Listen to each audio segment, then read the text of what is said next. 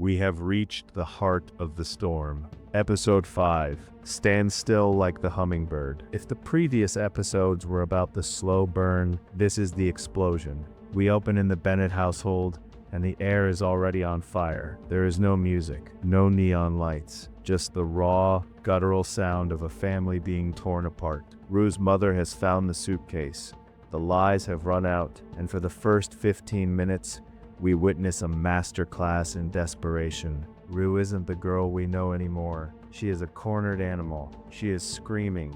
She is breaking doors. She is saying things to her mother and sister that can never be unheard. It is a brutal, uncomfortable look at the reality of addiction when the mask finally breaks. In the middle of the chaos, the secrets of the entire season begin to collide. Rue, looking for any way to deflect the pain, turns her sights on Cassie. In one of the most iconic and devastating lines of the series, she asks why Cassie has been seeing Nate Jacobs. The silence that follows is deafening. In an instant, the bond between Maddie and Cassie is shattered. The look on Maddie's face, the terror in Cassie's eyes. It is the culmination of every lie they've told since New Year's Eve. Rue has set the house on fire, and as she slips out the door into the night, she leaves her friends to burn in the truth. And then the chase begins. Rue is on foot, running through the streets of East Highland, high, withdrawing, and completely alone. This sequence is a masterpiece of tension. She is jumping fences, dodging traffic, breaking into houses, just to find a moment of peace or a jewelry box to rob. The camera stays tight on her face, capturing every bead of sweat and every flash of panic. We see her try to find sanctuary with Fezco, but even he has to shut the door on her. She is a girl without a home, a hummingbird that can't stop moving, because if she does, the weight of what she's done will finally crush her.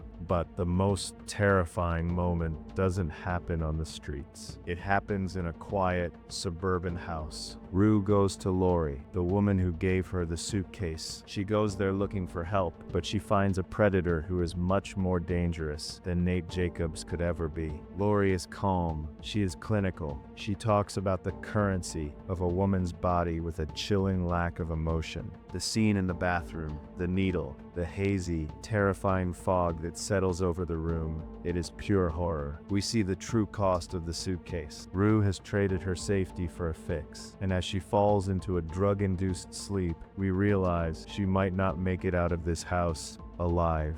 The sun rises on a broken version of East Highland. Rue wakes up in Lori's house, and the realization of where she is hits like a physical blow. The escape sequence, climbing through a window, falling into the dirt. It is the last gasp of a girl who has nothing left. She is limping through the neighborhood, a ghost of the person she was at the start of the season. The world is moving on. People are going to work. Kids are going to school. And Rue is just trying to find a way to breathe. The episode ends not with a bang, but with a quiet, exhausted knock on a door. Episode 5 is arguably the best hour of television in recent memory. It is a relentless, visceral experience that proves Zendaya is one of the greatest actors of her generation. The final score?